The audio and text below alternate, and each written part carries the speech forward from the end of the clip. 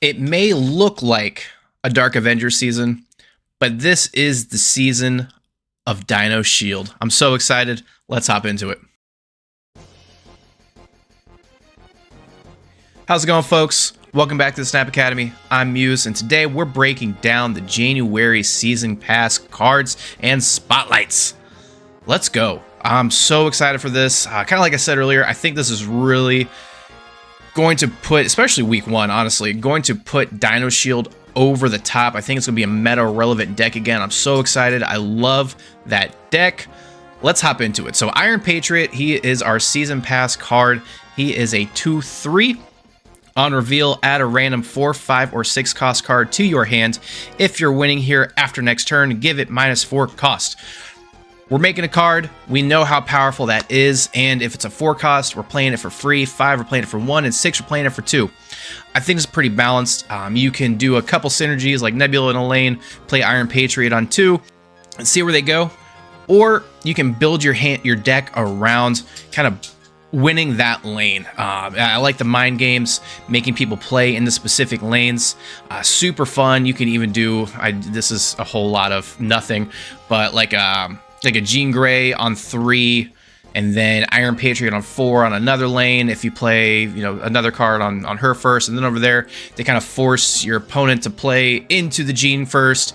It's a lot going on. I mean, you can really just do like an Iron Patriot into a Maximus and be fine probably and still win on turn 3. I think it's a super fun, powerful card, and it's just going to get boosted by our next card. But Iron Patriot, I'm going to give it a 4 stars. 4 American stars out of 5. I think it's a great card. I think it's going to be a super fun Season Pass card. I don't think it's broken by any means, but definitely worth the pickup. You're going to be happy with it if you're getting the Season Pass. Speaking of Season Pass, make sure you stick around so you know how to enter the giveaway. More on that later. Victoria Hand is dropping the same week, so we have 2 cards which are very synergistic with each other. Victoria Hand is a 2/3. Ongoing, your cards that were created in your hand have +2 power. And again, the Victoria Hand synergizes with a card later on. So lots of synergies going on with this season, which is super exciting.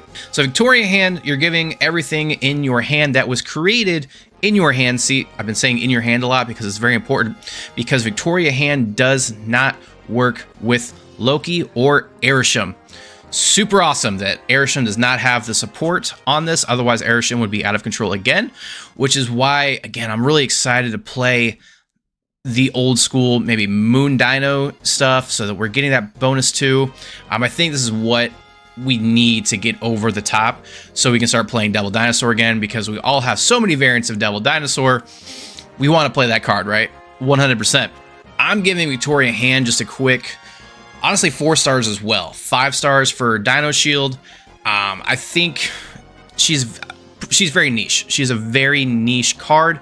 You're going to have to play her in specific decks. Also doesn't work in Thanos, but I think that she's really what we needed to get Devil Dino back into the meta. Up next, we are looking at Bullseye. He is a 3/3. Activate, discard all cards that cost 1 or less from your hand. Afflict that many different enemy cards with -2 power. Bullseye is a machine gun. I think it's going to work very well in your Dracula dump swarm decks, getting swarm back to being relevant after Scorn came out, because you can just machine gun all the Scorns that you've been playing the entire game after your MODOK. Bullseye is an activate, so you can wait until turn 6 and do a lot of damage. It's something that you can do that's not Gambit, but still super fun. You're throwing all the cards at your opponent. I think it's super awesome. Could also have a little bit of an Ajax synergy in that same shell. Maybe Ajax makes it into that deck as an alternate win condition if you have a whole lot of swarms and you can't really reliably get your Dracula off. That could be an alternate way. Maybe have an Ajax instead of Dracula. Possibly do a little afflict. You're still doing discard stuff. You're getting that Mobius up. Super fun. I really like the idea of Bullseye. I'm going to give him a 3 star. Again, very niche. I don't know how reliably you're going to get it off. A Luke Cage kills everything, and we know that the week that Bullseye comes out, everyone's playing Luke Cage, so we're not really going to know how good Bullseye is until after kind of people forget about him. I think it's going to be a great card. He's going to start off at a 2-3 star because everyone's playing Luke Cage. But I think there's some cool synergies that we can unlock and kind of change the discard archetype up a little bit, possibly using Ajax and other Afflict cards. Next, we are looking at Moonstone. Moonstone is a 4/5. Ongoing, has the ongoing effect of your 1, 2, and 3 cost cards here.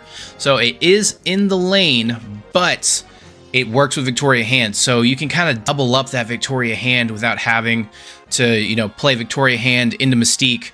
You can play Moonstone on turn 6 if you really wanted to, but so you're not like, I always feel awkward when I'm playing Mystique because you have to do whatever on turn 5, Mystique turn 6 in that order, but Moonstone kind of takes some of that out. You can also copy Mystique if you do like a 4, 5, 6, 7.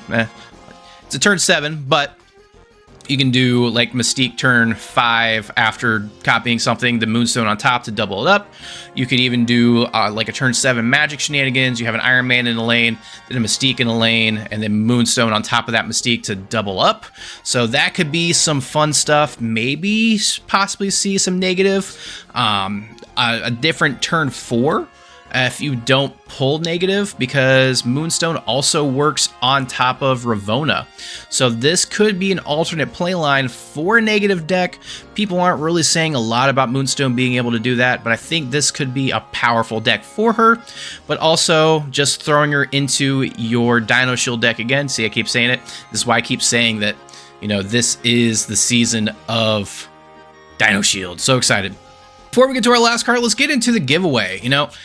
We do this every season, just kind of bring people in, getting to talk about the season pass, and all you have to do is be a subscriber and leave a comment on the video with which card you're the most excited for this month. Super easy, and then we're going to get real crazy to see who's actually doing it. Make sure you put an exclamation point and a question mark at the end. See, lots of steps here. We get every month, we're making it a little bit crazier so that people can't just come in, leave a message. So you're rewarded for watching the video and actually seeing what's going on. Congratulations to you. And lastly, Ares. Ares is my least favorite card this season. We did see in the trailer that he does play war. You get to see the war, which is a little bit of knowledge for what's kind of popping up. So Ares, he's a 4/6 on reveal. Compare the power of the top 3 cards of both decks. If your total is higher, he gets +6 power. Obviously, you're building your deck around this. You want to play Zabu, get him out a little bit earlier. You're infinite in that deck, kind of guarantee. But you do also know how much power is coming up, which is super, super good. And could be a snap condition playing Ares in. I myself, again, least excited. I'm giving it a 2-star. There's other cards with more powerful effects at about this. Yes, he's a 4/12. He's about 2 more over rate. But that 2 more, I don't know if knowing how much power my opponent has is really worth it to me at that point.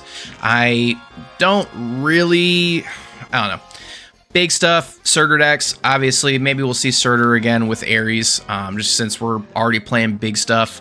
Again, this is my least favorite week of this whole season. Overall, I'm super excited though. Ares, yeah, I'm giving Ares a 2-star. I don't know if I said that or not, but I'm giving him a 2-star. Looking at it, Iron Patriot, Victoria Hand, Bullseye, Moonstone, Ares. So excited for this season. We are also going to get the patch, so the extra card in Spotlights is now worth 2,000, and the new players get basically double the Series 3 cards. So that's something also super exciting to think about this season.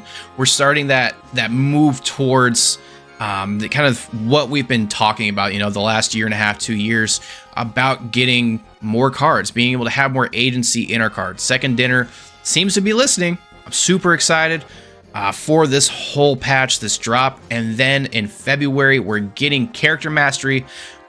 Very excited to see that some more. But this kind of wraps it up. I want to be a quick one, get it out there so we can get a quick overview, go back and see really how they go. Maybe we'll talk about that in the next season to see how close I was last season. We'll see. Let me know in the comments if you want to see that, want to see me talk about how wrong I am.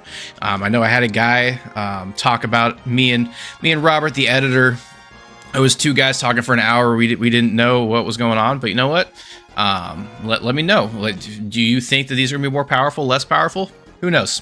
But if you find this useful and you want to check out all of our deck highlights and tips, make sure you snap that subscribe button, leave a like on the video. Don't forget to do what you need to do to get into the giveaway, and we'll see you next season. Happy snapping.